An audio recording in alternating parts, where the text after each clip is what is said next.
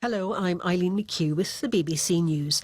A senior ally of Ukraine's President Zelensky has said the country's defence minister, Oleksiy Reznikov, will be replaced soon as part of a government reshuffle. The current head of military intelligence will take over the key role. Mr Reznikov's position had been under scrutiny after some of his department's officials were allegedly involved in a procurement scandal, supplying army food at inflated prices. The reshuffle comes as Ukraine is expecting a renewed Russian offensive, as James Waterhouse reports from Kiev. Later this month, Ukraine marks a year since Russia's full-scale invasion. Today, it is far from over. Ukraine says it expects the Kremlin to pursue its immediate goals, which include expanding the land corridor it holds between occupied Crimea and territory it seized in the east of Ukraine. Kiev is expecting a large Russian attack from the east and south. It will be hoping to once more stage a counter-offensive of its own, either before or after Russia makes its move. Millions of people in Ecuador have voted in a referendum on whether the constitution should be changed to allow the extradition of criminals convicted of drug trafficking offences. The measure is backed by the right-wing president, Guillermo Lasso, who has seen his popularity plunge amid a surge in gang-related violence. Leonardo Rocha has the details. Ecuador was one of the most peaceful countries in the region until a few years ago, when local criminal groups got involved in large-scale drug trafficking. They were hired by rival Mexican cartels to smuggle cocaine produced in Peru and Colombia, and began a turf war. Latin American drug lords fear being extradited to the United States and being imprisoned there, losing the privilege they would enjoy in local prisons and being forced to give up control of their gangs. United States Navy divers are working in shallow waters off the coast of South Carolina to retrieve the debris of a Chinese observation balloon shot down by the Air Force on Saturday.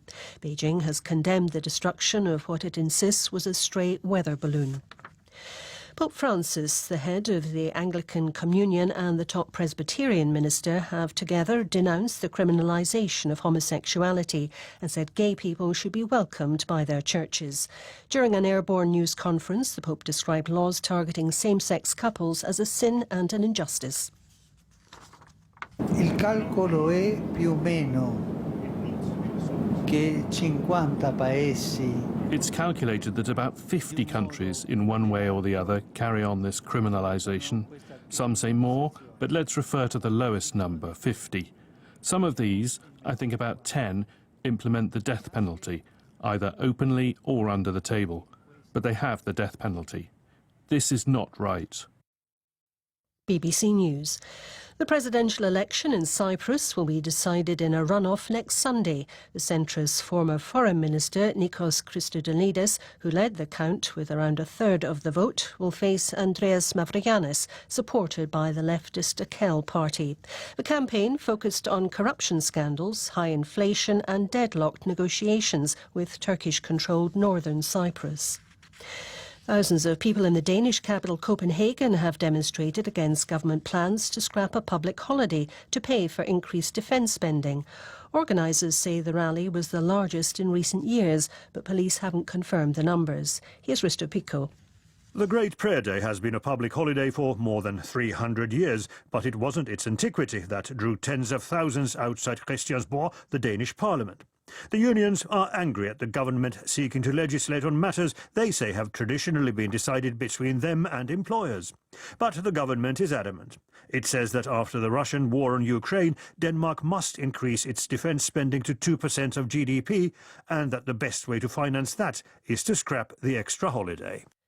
A woman migrant and 3 children have died after the inflatable boat they were using to try to cross from Turkey to the Greek island of Leros sank in the Aegean. Some 40 other migrants were rescued.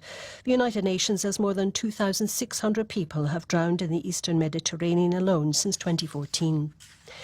Italy's cybersecurity agency says that thousands of computer servers around the world have been the target of a hijacking attack. The director of the National Cybersecurity Agency said the ransomware attack was on a massive scale. The Grammys, the biggest night in the music industry's calendar, are underway in Los Angeles. Beyoncé leads the nominations with 9 and could break the record for the most wins in Grammys history later. BBC News.